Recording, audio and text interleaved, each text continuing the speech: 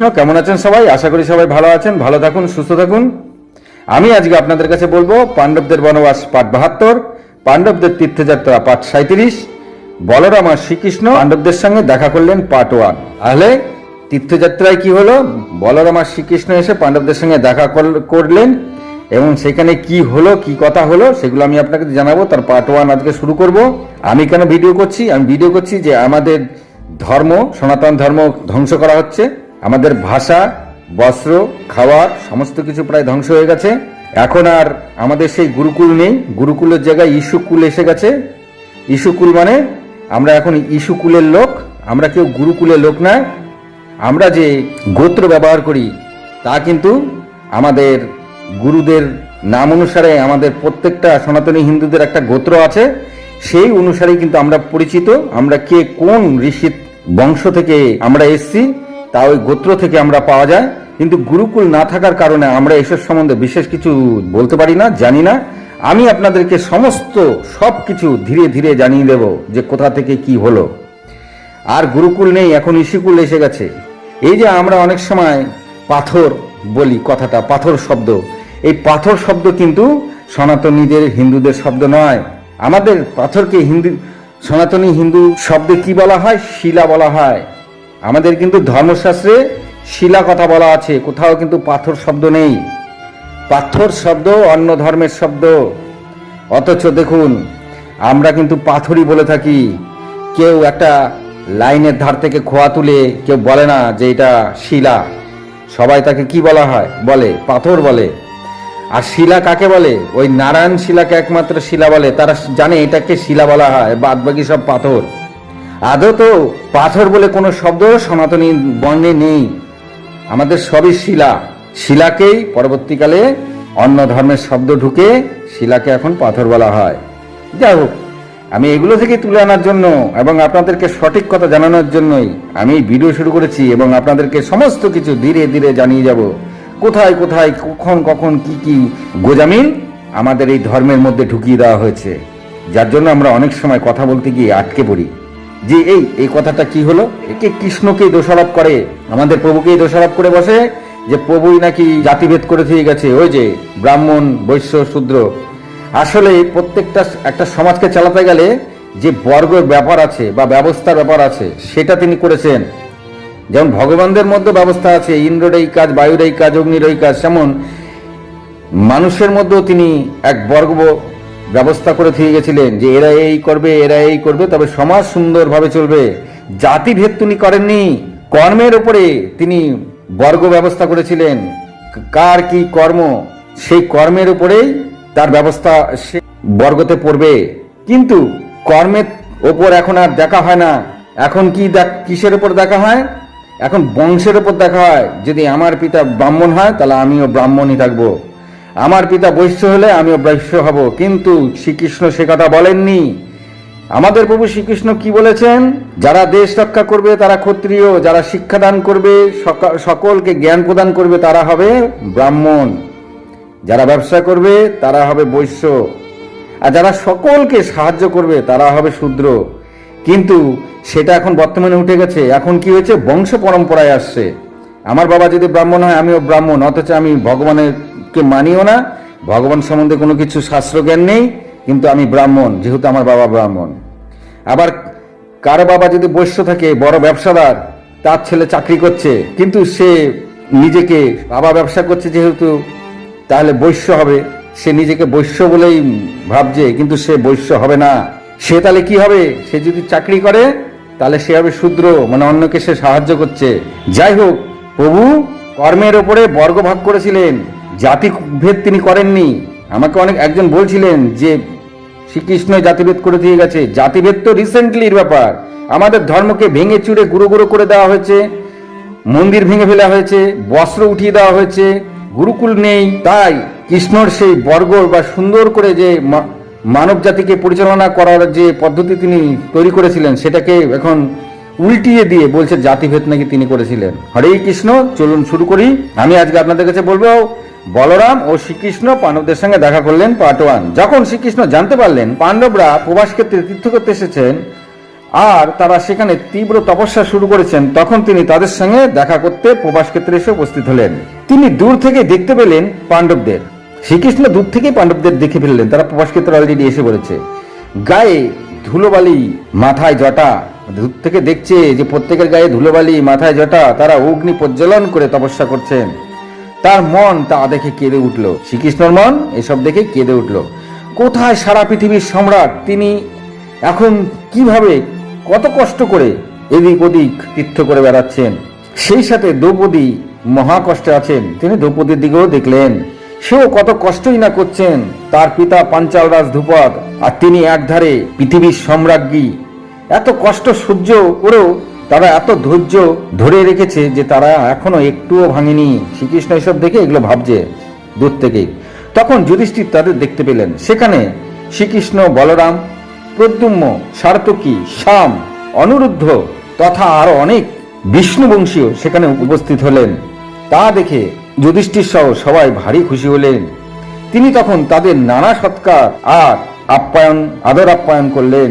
এতে খুশি হয়ে যাদবরাও তাদের নানাবিধ যথাসাধ্য সৎকার করলেন। যেখানে কোনো দেবতার দর্শন হলে তাকে ঘিরে বসে, ঠিক মানে কেউ যদি কোনো মুনি ঋষিরা যদি দেবতার দর্শন পায়, তাকে যেভাবে সবাই তাকে ঘিরে নিয়ে বসে, সেভাবে এমনি যুধিষ্ঠিরকে ঘিরে যাদব বংশীয়রা বসে পড়লেন। তখন বলরাম বললেন, ভাই শ্রীকৃষ্ণ, দেখো মন ভরে যুধিষ্ঠিরের মাথায় জটা নিয়ে নানা তীর্থ ও কষ্ট ভোগ করছেন। তার শরীরে কোনো কাপড় নাই, তিনি এক বলকল বস্ত্র দিয়ে নিজের শরীর ঢেকে রেখেছেন, যার আহারের ঠিক নাই। আর অন্যদিকে তা দুর্যোধন সারা পৃথিবীর শাসন করে হচ্ছেন। হায়, এ কি দৃশ্য! কে বলছে? বলরাম বলছে কথা। এর জন্য কি পৃথিবী ফেটে দুভাগ হচ্ছে না কেন? এসব দেখে মানুষের মনে তো প্রশ্ন জাগবে, ধর্মের পথে চলার থেকে পাপের পথেই শ্রেষ্ঠ। হরে কৃষ্ণ। বলরাম কি বলছেন দেখুন, বলছে এইসব দেখলে তো মানুষের মনে হবে ধর্মের পথ থেকে পাপের পথেই শ্রেষ্ঠ। এখানে সনাতনী ভাই বোনেদের একটা কথা আমি বলতে চাই যে দেখুন বলরাম কি বললেন। তিনি যে বার্তা দিয়েছেন তা কেমন গভীর বার্তা তিনি দিয়ে দিলেন। যে পাপ কার্য করেছে সে ভালোই আছে, আর যে ধর্ম নিয়ে আছে সে বনে রয়েছেন, যার আহার, বস্ত্র, বাসভূমি কোনো ঠিক নাই। কত কত দিন তারা শুধু জল খেয়ে দিন যাপন করেছেন। এখানে একটা ব্যাপার মিল পাচ্ছেন কি পাচ্ছেন বর্তমান সমাজের সঙ্গে? তাহলে অল্প বুদ্ধি যারা, তারা এটাই বুঝবেন। বলরাম কি বলছেন যে অল্প বুদ্ধি যারা, তারা এটাই বুঝবেন যে ধর্মের পথে যারা চলে, ধর্মের পথের থেকে পাপের পথে চলাই ভালো, এতে জীবনযাপন ভালো মতন চলে যায়। তারপর বলরাম বললেন, হে কৃষ্ণ, দেখো এই মহাত্মা যুধিষ্ঠিরকে, যিনি ধর্মের পুত্র, স্বয়ং ধর্মরাজ, সদা সত্যকে নিয়ে চলেন, সৎকর্ম করেন, যে ধর্মের স্বয়ং আধার, আর যিনি সর্বদা দান করে গেছেন, তার রাজ্য, ধন সবকিছু চলে গেছে, তবু যে কোনোদিন ধর্মকে বা সত্যকে এক বিন্দু মাত্র ছাড়েনি। আর অন্যদিকে পাপী ধৃতরাষ্ট্র তার নিজের ভাতিজাদের কিভাবে রাজ্য থেকে বের করে দিয়েছেন। এই পাপী ধৃতরাষ্ট্র যখন পরলোক গমন করলেন, তখন তিনি পিতৃগণকে কি বলবেন যে তিনি তার ভাতিজাদের সঙ্গে সঠিক ব্যবহার করেছেন। আর আমিও এসব এখানে দেখছি। হায় হরে কৃষ্ণ, আমার নিজেকে নিজে মনে হচ্ছে আমি এক নেত্রহীন যোদ্ধা। বলরাম কি বলছেন এত কিছু দেখে, যে বলরাম বলছে না, আমার মনে হচ্ছে আমি এক নেত্রহীন যোদ্ধা। ধৃতরাষ্ট্র এত পাপী ভাববে যে তিনি কেন অন্ধ হয়ে জন্মেছেন, যাতে এসব দেখতে না হয়।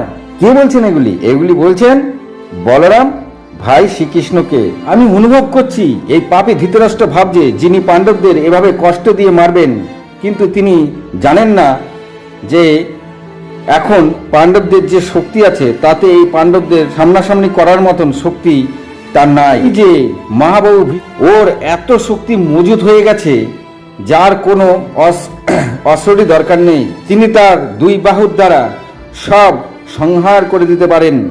তিনি যদি হুঙ্কার দেন তাতেই সৈন্যদের মলমূত্র বেরিয়ে যাবে।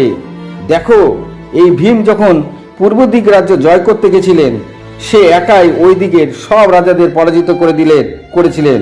তাদের যে অনুচর বা আর যে সব বীর যোদ্ধারা ছিল তাদেরকেও ভীম সৈন্য ছাড়াই পরাজিত করেছিলেন। আর তার শরীরে একটুও আঘাত লাগেনি। আবার তিনি রাজ্যে ভালো মতন ফিরেও এসেছিলেন। আর আজ ধর্মচারণ করতে তিনি একটি ছেঁড়া ফাটা বলকল বস্ত্র পরে ধুলায় বসে আছেন। আর দেখো সহদেবের দিকে, যিনি দক্ষিণের সমুদ্রের আশেপাশে যত রাজা বীর যোদ্ধারা ছিল সবাই একসাথে যুদ্ধ করতে এসেছিল এই সহদেবের সাথে, কিন্তু তবুও তাকে হারাতে পারেনি। ইনি সব রাজাদের একসাথেই পরাজিত করে দিয়েছিলেন। আজ এই সহদেবও ধুলা মাখা ছেঁড়া ফাটা বস্ত্র পরে মাথায় জটা নিয়ে তপস্যা করছেন। আর দ্রৌপদী কি এত কষ্ট করার জন্য জন্ম নিয়েছিলেন? সে তো রাজকুমারী ধ্রুপদের কন্যা, যে অগ্নি থেকে জন্ম নিয়েছিলেন, যার পিতা স্বয়ং অগ্নিদেব। আর সেও এই বনবাসে এসে কত কষ্ট করছেন, না জানি তার মনে কত কষ্ট, কি করে সবাই এত কিছু সহ্য করে আছেন। আর ওইদিকে পাপী দুর্যোধন দুধ খেলায় ছল করে এদের হারিয়ে রাজ্যের বাইরে এদের তাড়িয়ে দিয়েছেন। আর তারা সুখে মহাসুখে সুখ ভোগ করছেন। এগুলি দেখে বসুন্ধরা মাতার কি দুঃখ হয় না? যারা ধর্মচারণ করবে তারা কি এসবই দুঃখ কষ্ট করে যাবে? হরে কৃষ্ণ।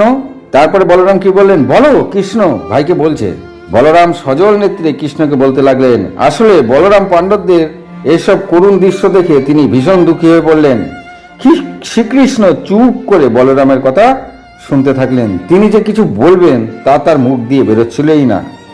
পাণ্ডবদের অবস্থা দেখ এমনই করুণ অবস্থা। তখন সবাই চুপ হয়ে গেছিল, যেন সেখানে কোনো প্রাণী নাই।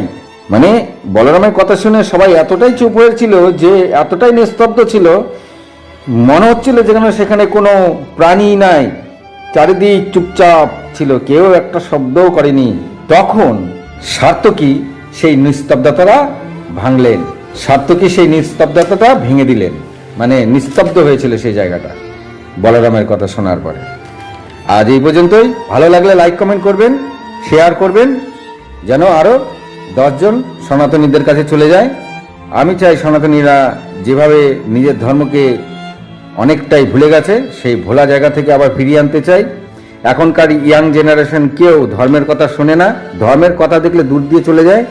আমার এখানে কোনো রং বেরঙের জিনিস নেই যে আমি আপনাদেরকে দেখাবো, হ্যাঁ, নানান রকম নাচ দেখাবো, সব কিছু নেই। এখনকার ইয়াং জেনারেশনকেই আমি টানার চেষ্টা করছি যে আপনারা জানুন, আপনি তো সনাতনী হিন্দু, তাই আপনি আপনার ধর্ম সম্বন্ধে জানুন। আপনি যদি সনাতন ধর্মকে না ধরে রাখেন, তাহলে এই সনাতন ধর্ম পরবর্তী জেনারেশনে কিন্তু পুরোপুরি ধ্বংস হয়ে যাবে। যেটা থেকে আমি বার করার জন্য আমার এই ভিডিও করা, এবং আমি যতদিন বেঁচে থাকবো আমি আপনাদেরকে সঠিক বৃত্তান্তটা দিয়ে যাব যে কোথায় কোথায় কি কি হয়েছিল। ভালো লাগলে লাইক কমেন্ট করবেন। আজ এই পর্যন্তই। নমস্কার।